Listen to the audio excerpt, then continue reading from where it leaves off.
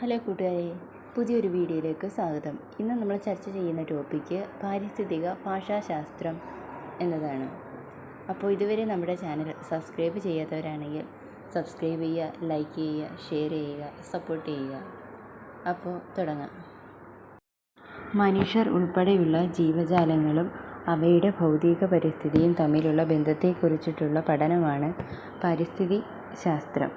ഈ ആശയം അക്കാലത്ത് വികാസം പ്രാപിച്ചുകൊണ്ടിരുന്ന വൈജ്ഞാനിക ശാഖകളെയൊക്കെ സ്വാധീനിച്ചിരുന്നു. പരിസ്ഥിതി എന്ന രൂപകത്തെ ഭാഷക സമൂഹത്തിൻ്റെ ഭൗതിക പരിസ്ഥിതിയും ഇതര ജീവജാലങ്ങളും തമ്മിലുള്ള പാരസ്പര്യം എന്ന അർത്ഥത്തിലാണ് ഭാഷാശാസ്ത്രം പരിഗണിച്ചത്. അമേരിക്കൻ നരവംശശാസ്ത്രജ്ഞനും ഭാഷാശാസ്ത്രജ്ഞനുമായ എഡ്വേർഡ് സാപ്പിയറിൻ്റെ ഭാഷയും പരിസ്ഥിതിയും 1912 ഇറങ്ങിയ ഒരു പ്രബന്ധമാണിത്. ഇതിൽ നിന്നാണ് ഭാഷാ പരിസ്ഥിതി അഥവാ ലാംഗ്വേജ് ഇക്കോളജി എന്ന ആശയത്തിൻ്റെ തുടക്കം. ഈ പ്രബന്ധത്തിൽ സാപ്പിയർ പരിസ്ഥിതിയുടെ രണ്ട് അവസ്ഥാന്തരങ്ങളെക്കുറിച്ച് പറയുന്നുണ്ട്. ഭൗതിക പരിസ്ഥിതിയും സാമൂഹ്യ പരിസ്ഥിതിയുമാണ് അവ. ഭൗതിക പരിസ്ഥിതി എന്ന് പറഞ്ഞു കഴിഞ്ഞാൽ ഭാഷക സമൂഹത്തിൻ്റെ ഭൗമ സവിശേഷതകൾ, കാലാവസ്ഥ, മനുഷ്യരുടെ സാമ്പത്തിക സ്രോതസ്, സസ്യവൈവിധ്യങ്ങൾ ഇങ്ങനെ തുടങ്ങിപ്പോകുന്നവയാണ്. സാമൂഹ്യ പരിസ്ഥിതി എന്ന് പറഞ്ഞു കഴിഞ്ഞാൽ രാഷ്ട്രീയ സംഘടനകൾ, നീതിബോധം, കല ഇങ്ങനെ തുടർന്നു പോകുന്ന ചില വ്യവസ്ഥകൾ. ഒരു സമൂഹത്തിൻ്റെ ഭൗതികവും സാമൂഹികവുമായ പരിസരങ്ങളെ പ്രതിഫലിപ്പിക്കുവാൻ ഭാഷയ്ക്ക് കഴിയുമെന്നാണ് സാപ്പിയറിൻ്റെ അഭിപ്രായം. ഭാഷയുടെ സ്വനതലത്തിലും പദാവലിയിലും വ്യാകരണത്തിലുമെല്ലാം ഈ പ്രതിഫലനം കാണാം. അതിൽ തന്നെ പദാവലിയിലാണ് പരിസ്ഥിതി സ്വാധീനം കൂടുതൽ എന്ന് അദ്ദേഹം വ്യക്തമാക്കുന്നു. ഭാഷക സമൂഹത്തിന് തങ്ങളുടെ ഭൗതിക പരിസരത്തോടും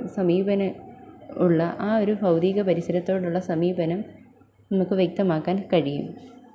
സാപ്പിയറിന് ശേഷം ഭാഷയെയും പരിസ്ഥിതിയെയും ബന്ധിപ്പിച്ച ചർച്ചകൾ പുനരാരംഭിക്കുന്നത് 1960-70 കാലഘട്ടത്തിലാണ്.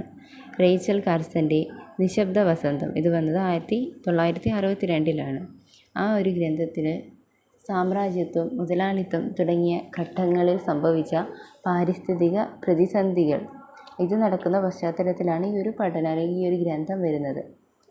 ജൈവവ്യൂഹം നേരിടുന്ന പ്രശ്നം പോലെ തന്നെ ഈ ഭാഷാ ലോകവ്യൂഹവും നേരിടുന്ന ഭീഷണികളെക്കുറിച്ചിട്ടുള്ള ബോധം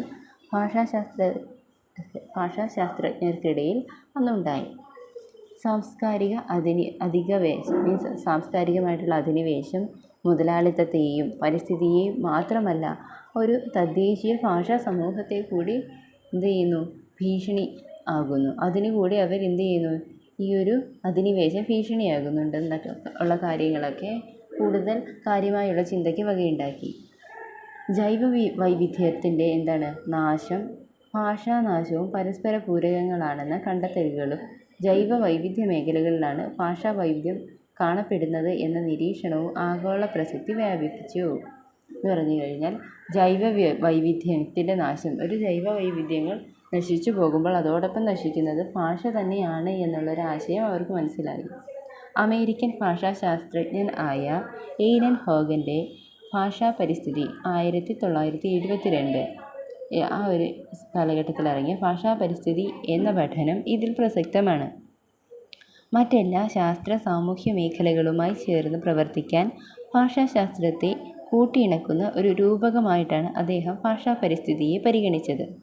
ഭാഷയുടെ പോഷണം, സംരക്ഷണം എന്നിവയോടൊപ്പം ചെറുഭാഷകളുടെ പ്രാധാന്യത്തെക്കുറിച്ച് മനസ്സിലാക്കുവാനും മനുഷ്യരുടെ അഭിവൃദ്ധിക്ക് ഉതകുന്ന വിധത്തിൽ ഈ ആശയത്തെ വികസിപ്പിക്കുവാനും എയ്ലൻ ഹോഗന് സാധിച്ചു.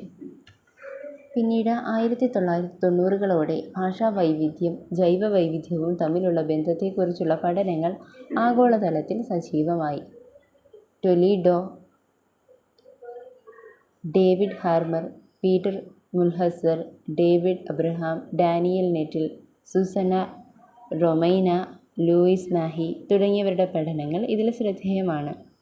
ഒരു ഭാഷ നശിക്കുമ്പോൾ അപൂർവവും ദുർബലവുമായ പ്രകൃതിയെക്കുറിച്ചും തദ്ദേശീയ സസ്യ ജന്തുവർഗങ്ങളെക്കുറിച്ചുമുള്ള അറിവുകളും കൂടിയാണ് നഷ്ടമാകുന്നത് എന്ന നിരീക്ഷണത്തിലേക്കാണ് ഇത്തരം പഠനങ്ങളൊക്കെ എത്തിച്ചേരുന്നത്.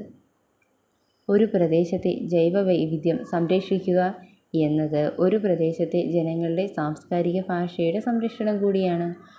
ഒരു പ്രദേശത്തെ ജൈവ വൈവിധ്യങ്ങളെ നമ്മൾ സംരക്ഷിക്കുന്നതിലൂടെ നമ്മൾ അറിയാതെ തന്നെ സംരക്ഷിക്കപ്പെട്ടു പോരുന്നത് എന്താണ്? അവിടുത്തെ ജനങ്ങളുടെ സംസ്കാരത്തിനെയും അവരുടെ ഭാഷയും കൂടിയാണ് എന്ന ആശയമാണ് ഭാഷാ പരിസ്ഥിതി പഠനങ്ങളിൽ നിന്നും ലഭിച്ച ആശയം. തദ്ദേശീയ ഭാഷകളുടെ പ്രാധാന്യത്തെ ലോകശ്രദ്ധയിൽപ്പെടുത്താനുള്ള ശ്രമത്തോടു കൂടി 2019 അന്താരാഷ്ട്ര തദ്ദേശീയ ഭാഷാ വർഷമായിട്ട് ആചരിക്കുവാൻ ഐക്യരാഷ്ട്രസഭ തീരുമാനിക്കുകയും ചെയ്തു. മാത്രമല്ല 2022 മുതൽ 2032 വരെയുള്ള കാലഘട്ടത്തെ അന്താരാഷ്ട്ര തദ്ദേശീയ ഭാഷാ ദശകമായി ആചരിക്കുവാനാണ് യുനെസ്കോ തീരുമാനിച്ചത്. പിന്നീട് ഇതിൽ നിന്നും ഉണ്ടായൊരു ചിന്താധാരയാണ് ഇതിൻ്റെ ഒരു ക്രിറ്റിസിസം എന്ന് പറഞ്ഞാൽ പാരിസ്ഥിതിക വിമർശനം. ഭാഷയുടെയും അല്ലെങ്കിൽ ഭാഷകളുടെയും തദ്ദേശീയമായ പാരിസ്ഥിതിക ജ്ഞാനങ്ങളുടെയും നാശം ബന്ധപ്പെടുത്തിയുള്ള ഭാഷാ പരിസ്ഥിതി ചർച്ചകൾ പുരോഗമിക്കുന്നതോടൊപ്പം തന്നെ മറ്റൊരു വിജ്ഞാനധാര കൂടി വികാസം പ്രാപിച്ചു. വിമർശനാത്മക ഭാഷാശാസ്ത്രത്തിൽ നിന്നും ഉരുത്തിരിഞ്ഞ വിമർശനാത്മകമായ വ്യവഹാര അപഗ്രഥനത്തിൻ്റെയും പാരിസ്ഥിതിക വിമർശനത്തിൻ്റെയും സംയോജിത ആശയമായിരുന്നു അത്. നവമാർക്സിയൻ പരികല്പനകളുടെ വെളിച്ചത്തിൽ ഭാഷയ്ക്കുള്ളിലെ പ്രത്യയശാസ്ത്രം, അധികാരം തുടങ്ങിയവ നിർവചിക്കണം എന്ന ശ്രമമെന്ന നിലയിലാണ് ഈ ഒരു വിമർശനാത്മക ഭാഷാശാസ്ത്രം രൂപപ്പെടുന്നത്. സാഹിത്യത്തിൽ പൗരാണിക കാലം മുതലുള്ള പ്രകൃതി വർണ്ണനകൾക്കും പൂജകൾക്കും ബോധത്തിനും അപ്പുറം വ്യാവസായിക വിപ്ലവം സൃഷ്ടിച്ച നാനാവിധ പ്രതിസന്ധികൾ ജീവൻ്റെ നിലനിൽപ്പിന് ഭീഷണിയാകുന്നു എന്നതായിരുന്നു പാരിസ്ഥിതിക വിമർശനം പറയുന്നത്.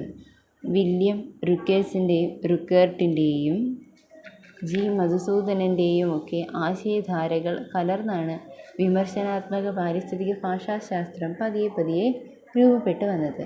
വാമൊഴി, വരമൊഴി, ചിത്രങ്ങൾ, ഇൻ്റർനെറ്റ് എന്നീ വ്യവഹാരങ്ങളെ പാരിസ്ഥിതികമായ വീക്ഷണത്തിൽ പരിശോധിക്കുകയാണ് വിമർശനാത്മക ഭാഷാശാസ്ത്രം. അപ്പോൾ ഇവയൊക്കെ എങ്ങനെയാണ് വിമർശനാത്മക പരിസ്ഥിതി ഭാഷാശാസ്ത്രം കൃത്യമായി വീക്ഷിക്കുന്നുണ്ട്. ഇന്ത്യയിൽ ഭാഷാ വൈവിധ്യങ്ങളെക്കുറിച്ചിട്ടുള്ള അല്ലെങ്കിൽ ഭാഷയുടെ നാശത്തെക്കുറിച്ചിട്ടുള്ള പഠനങ്ങൾ ഉണ്ടായിട്ടുണ്ട്, ഇല്ലെന്നല്ല, എന്നാൽ വളരെ വിരളമായി മാത്രമാണ് ഉണ്ടായിട്ടുള്ളത്. എം ശ്രീനാഥൻ്റെ പഠനങ്ങളിൽ ഇന്ത്യയിലെ ആദിവാസി ഭാഷകൾ നേരിടുന്ന പ്രതിസന്ധിയും സൂചിപ്പിക്കുന്നുണ്ട്. അൻവിത അബിയുടെ 2006 പഠനത്തിൽ ആൻഡമാനിലെ ആദിവാസി വിഭാഗങ്ങളുടെ തദ്ദേശീയ ജ്ഞാനത്തെക്കുറിച്ചിട്ടുള്ള പിന്നീട് അവ സംരക്ഷിക്കപ്പെടേണ്ടതിൻ്റെയും പ്രാധാന്യത്തെക്കുറിച്ചും വ്യക്തമാക്കുന്നുണ്ട്. മലയാളത്തിൽ പരിസ്ഥിതി ഭാഷാശാസ്ത്രത്തെക്കുറിച്ച് മുൻനിർത്തിയിട്ടുള്ള പഠനങ്ങൾ വിരളമായിട്ടാണ് നടന്നിട്ടുള്ളത്. ടി ശ്രീവത്സൻ്റെ 2 ലേഖനങ്ങളും ഒരു പുസ്തകവും ഇതുമായി ബന്ധപ്പെട്ട് പ്രസിദ്ധീകൃതമായിട്ടുണ്ട്. എൽ സുഷമയുടെ 2010 പരിസ്ഥിതി ഭാഷാശാസ്ത്രം എന്ന ലേഖനത്തിൽ പരിസ്ഥിതി ഭാഷാശാസ്ത്രത്തെ പരിചയപ്പെടുത്തുന്നുണ്ട്.